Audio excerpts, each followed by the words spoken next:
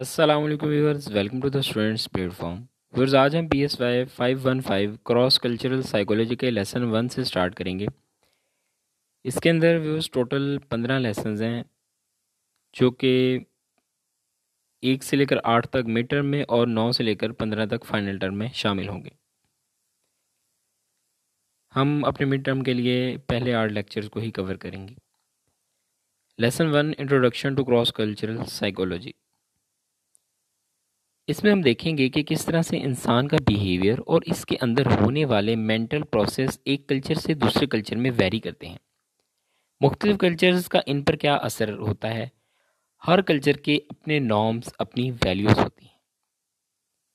एक चीज़ एक मखसूस कल्चर में तो हो एक्सेप्टेबल होती है, लेकिन वही चीज़ दूसरे कल्चर में एक्सेप्टेबल नहीं होती। एक कल्चर में एक चीज़ एथिकल है तो दूसरे में हो सकता है इसे अनएथिकल समझा जाता हो।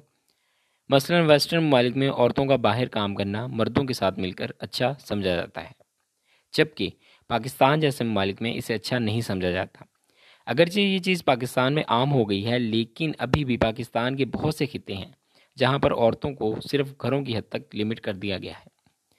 दूसरी मिसाल, हमारे माशरे में पाकिस्तान में शराब को बुरा समझा जाता है, इसे पीना लॉ के ख़िलाफ़ है, लेकिन यूरोपियन कंट्रीज़ में इसे अच्छा समझा जाता है और इसे पसंद किया जाता है।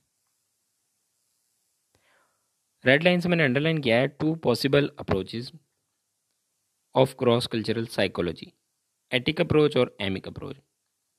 एटिक अप्रोच जो है वो कल्चर की सिमिलैरिटीज़ पर फोकस करती है, और एमिक अप्रोच है जो कि कल्चर की डिससिमिलरिटीज़ पर फोकस करती है। Various factors on which culture have been compared are discussed by Berry and et al. Culture की डेफिनेशन हम इसके बाद पढ़ेंगे।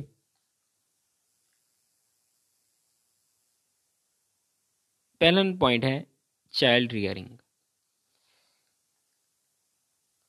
बच्चे की परवरिश में कल्चर का बहुत बड़ा रोल है। बच्चे की ट्रेनिंग, इसकी इंटेलिजेंस, इसकी ओबीडियंस, वे ऑफ टॉकिंग और बहुत सी चीज़ें जो कि एक कल्चर डिटरमाइन करता है। बच्चे की पर्सनैलिटी बनाने में कल्चर का बड़ा रोल है। नंबर 2 है differences in personality variable such as locus of control. Locus of control से मुराद इंसान की खुद की परसेप्शन, जिसके मुताबिक वो अपने साथ होने वाले वाक़यात का जिम्मेदार या तो खुद की ज़ात को तसव्वुर करता है, या फिर सोसाइटी में मौजूद दूसरे लोगों को इसका जिम्मेदार समझता है। ये कल्चर जो कल्चर वेरी करती है। Cross cultural psychology social sciences में ग्लोबलाइजेशन का भी बड़ा ज़रिया है। यहाँ पे कल्चर की डेफिनेशन मैंने लिखी है रेड लाइन से। कल्चर क्या है? The way of life, the ideas, customs and social behaviour of a specific society is called culture. Theory of cultural determinism. इस थ्योरी के मुताबिक हम जिस कल्चर में रहते हैं, अपनी ज़िंदगी गुजारते हैं, वो हमारे इमोशंस और बिहेवियर को सेट करता है। इसके मुताबिक हमारे बिहेवियर बिल्डिंग में हमारी जनरेशन से कहीं ज़्यादा हमारे कल्चर का किरदार है। यानी कि जनरेशन या जेनेटिक्स कह लेंगे, जेनेटिक्स का, विरासत का ताल्लुक है, लेकिन इससे कहीं ज़्यादा हमारे कल्चर का रोल है। Cultural relativism. मुख्तलिफ कल्चर्स के लोग मुख्तलिफ तरीके से सोचते हैं, महसूस करते हैं और एक्ट करते हैं। यहाँ पर कोई ऐसे साइंटिफिक स्टैंडर्ड्स मौजूद नहीं जो बता सकें कि कौन सा कल्चर सुपीरियर है। कल्चर रिलेटिविज्म वो आइडिया है जिसके मुताबिक एक इंसान के बिलीफ और आइडियाज़ को उस कल्चर के मुताबिक समझना चाहिए। एक इंसान के आइडियाज़ और बिलीफ को किसी दूसरे कल्चर के आइडियाज़ और बिलीफ के मुताबिक नहीं देखना चाहिए। नेक्स्ट टॉपिक है मैनिफेस्टेशंस ऑफ कल्चर। कल्चर्स में मुख्तलिफ एक्ट्स के ज़रिए इनमें फ़र्क नज़र आता है। मुख्तलिफ कल्चर्स में गले मिलने या सलाम लेने का तरीका मुख्तलिफ है। हर कल्चर में मखसूस सिम्बल्स और गेस्चर्स का इस्तेमाल किया जाता है। यहाँ पर रिचुअल्स का जिक्र है। रिचुअल्स के बारे में आप जानते हैं, जो मजहबी रसूमात होती हैं, हर कल्चर में मुख्तलिफ होती हैं। आगे ये कुछ लेयर्स हैं कल्चर की जो कि बयान की गई हैं, इनको हम देखते हैं वन बाय वन।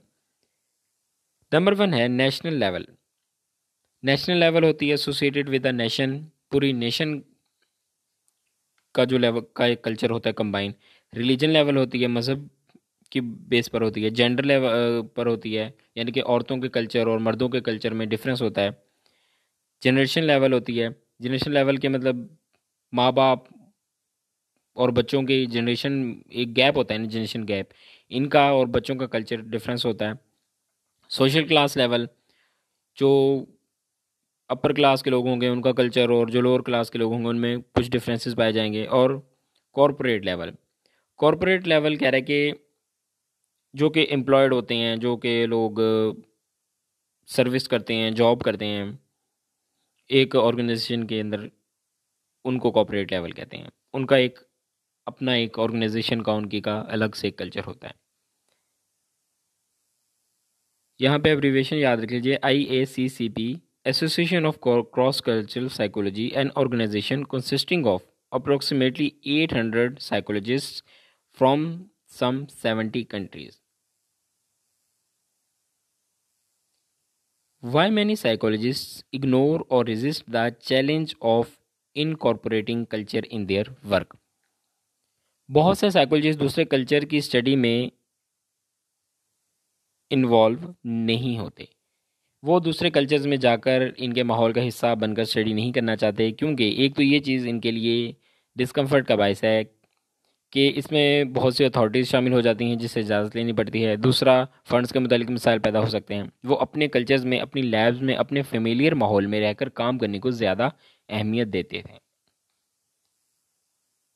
ये यहाँ से हम देखते हैं cross cultural cultural psychology. Difference क्या है कल्चरल और cross cultural psychology? Cross cultural psychology में मुख्तलिफ कल्चर्स का कंपैरिजन किया जाता है, मुख्तलिफ सोसाइटीज़ के कल्चर्स को पढ़ा जाता है और इनमें डिफरेंसेस और सिमिलैरिटीज़ को देखा जाता है। जबकि कल्चरल साइकोलॉजी में सिर्फ एक स्पेसिफिक कल्चर को ही स्टडी किया जाता है और आमतौर पर अपने ही कल्चर को स्टडी किया जाता है। ट्रेडिशनल कल्चर्स, एक कल्चर जो कि दो तरह की टाइप्स होती है कल्चर के, ट्रेडिशनल और नॉन ट्रेडिशनल। ट्रेडिशनल वो होते हैं कि कल्चर के जो बिलीव सिस्टम हैं, ट्रेडिशंस हैं, कस्टम्स हैं, जो प्रिंसिपल्स हैं, वो पास्ट में बन चुके हैं और नेक्स्ट जनरेशन में ट्रांसमिट हो रहे हैं, और ये ट्रेडिशन मखसूस सोसाइटीज़ के अंदर ही महदूद होते हैं और इनको वक्त के साथ बदला नहीं जा सकता। नॉन ट्रेडिशनल में, जो कि अपोजिट टू ट्रेडिशनल है, इसमें हम सिर्फ अपने कल्चर तक ही लिमिटेड नहीं होते, दूसरे कल्चर्स में मौजूद चीज़ों को भी अडॉप्ट कर सकते हैं। ये टाइम के साथ साथ जनरेशन टू जनरेशन बदलता रहता है। बाकी कंपैरिजन है ट्रेडिशन और नॉन ट्रेडिशनल कल्चर्स में, जो मैंने आपको बता दिया है वही सेम बातें यहाँ पे लिखी हुई हैं इसके अंदर। कुछ टर्म्स हैं इंपॉर्टेंट जो कि यहाँ पे मैंने अलग से लिख दी हैं, मेंशन कर दी है, रेस, एथनिसिटी और नेशन। कल्चर की डेफिनेशन तो मैंने आपको बता दी थी शुरू में ही।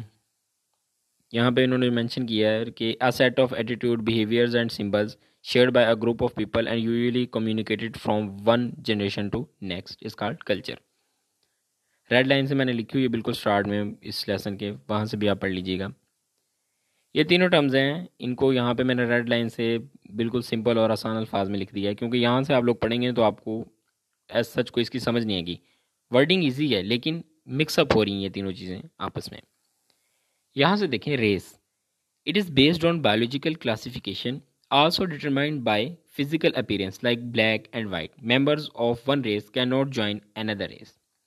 गोरे और काले मिल नहीं सकते। ब्लैक और ब्लैक अगर वाइट्स में जाकर रहना शुरू कर देगा तो उसको हम वाइट नहीं कहेंगे, वो ब्लैक ही होगा। Ethnicity, it is based on cultural classification. It also determines by manners of dressing. Members of one ethnic group can join another ethnic group. यानी कि ये एक काम करने का अंदाज़, कपड़े पहनने का अंदाज़ हो सकता है एक बंदे का, तो ये दूसरे कल्चर में जाके उस दूसरों का तरीका भी अडॉप्ट किया जा सकता है। Nation, group of people who are shared a history, tradition, culture and often language and led by same government called nation. और ये था हमारा लेसन क्रॉस कल्चरल साइकोलॉजी का, PSY 515 का। आई होप कि आप लोगों के लिए ये हेल्पफुल होगा। जल्द ही अपने नेक्स्ट लेसन के साथ मिलते हैं। टिल देन टेक केयर, अल्लाह हाफिज़।